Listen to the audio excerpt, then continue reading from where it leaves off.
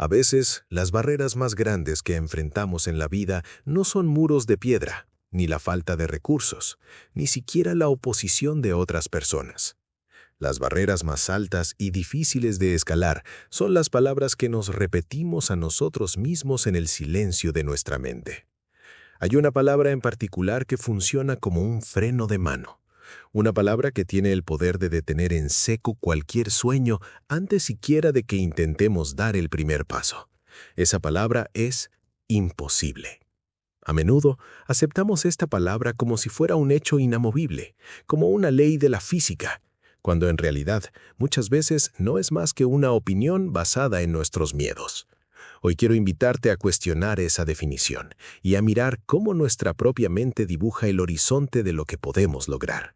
Para ello, vamos a reflexionar sobre un texto muy potente del libro Oasis para vivir más y mejor, que nos habla precisamente de la importancia de nuestra actitud mental.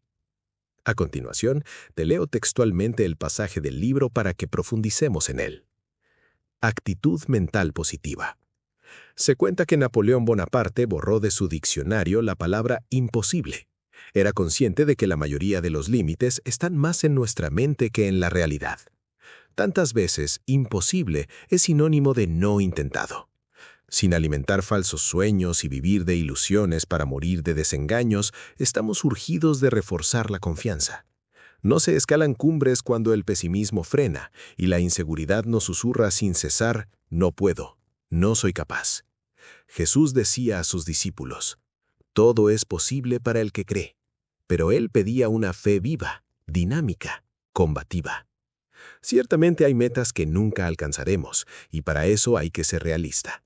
Pero muchos confunden el realismo con el conformismo. Así disimulan su pereza, su inconstancia y su incredulidad. Acrecienta la autoestima. Cuenta tus dones y confía en ti mismo. Cultiva una actitud mental positiva. Hay una fuerza tremenda en la anécdota con la que inicia el texto.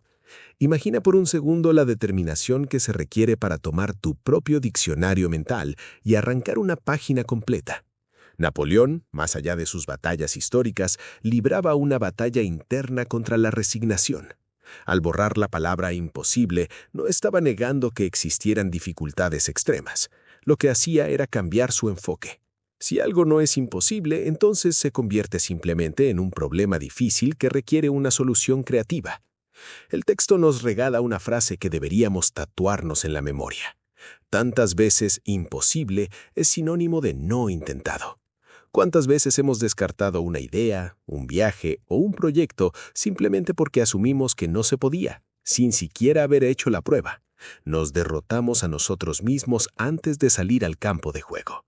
El texto también toca un punto vital para no caer en la ingenuidad, el equilibrio entre el sueño y la realidad.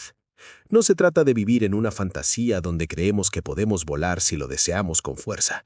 Eso es morir de desengaños. Se trata de distinguir entre un límite físico real y un límite mental impuesto por la inseguridad. Aquí es donde entra la figura del pesimismo, como un susurro constante. Ese no puedo es un veneno lento. Fíjate cómo el autor conecta esto con la enseñanza de Jesús.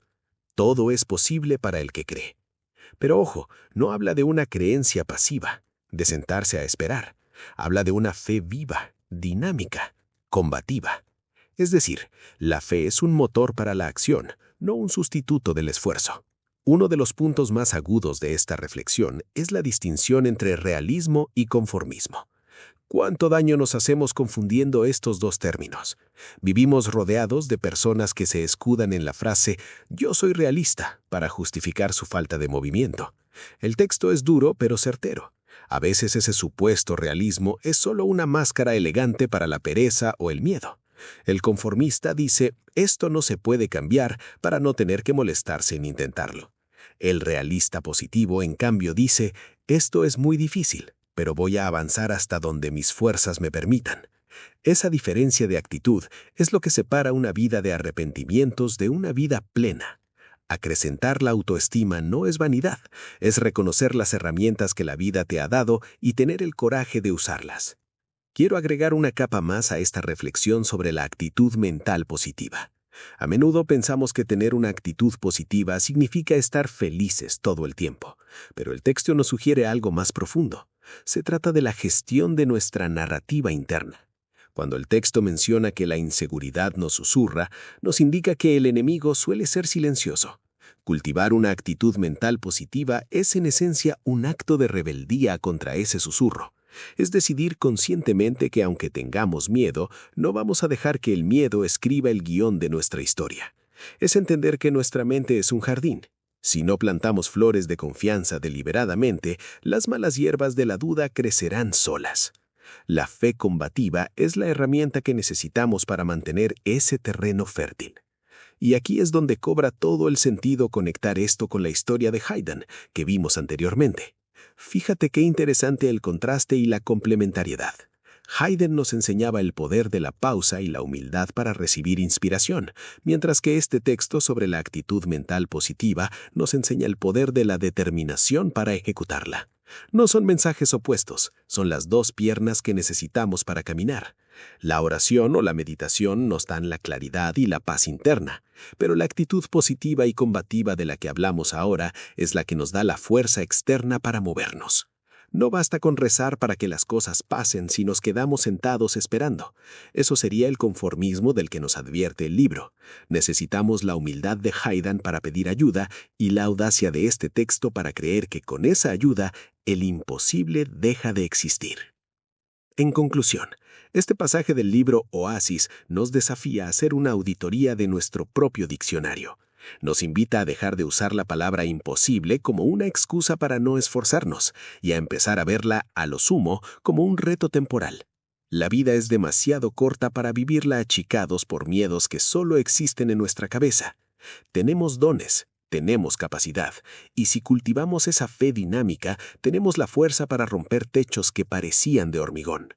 Por eso quiero despedirme hoy dejándote con una pregunta para que te acompañe en tus momentos de duda. Piensa en ese proyecto o sueño que has dejado guardado en el cajón bajo la etiqueta de imposible o muy difícil. Si supieras que no puedes fallar, o mejor aún, si borraras la palabra imposible de tu vocabulario solo por hoy, ¿cuál sería el primer paso pequeño y concreto que darías ahora mismo para acercarte a esa meta?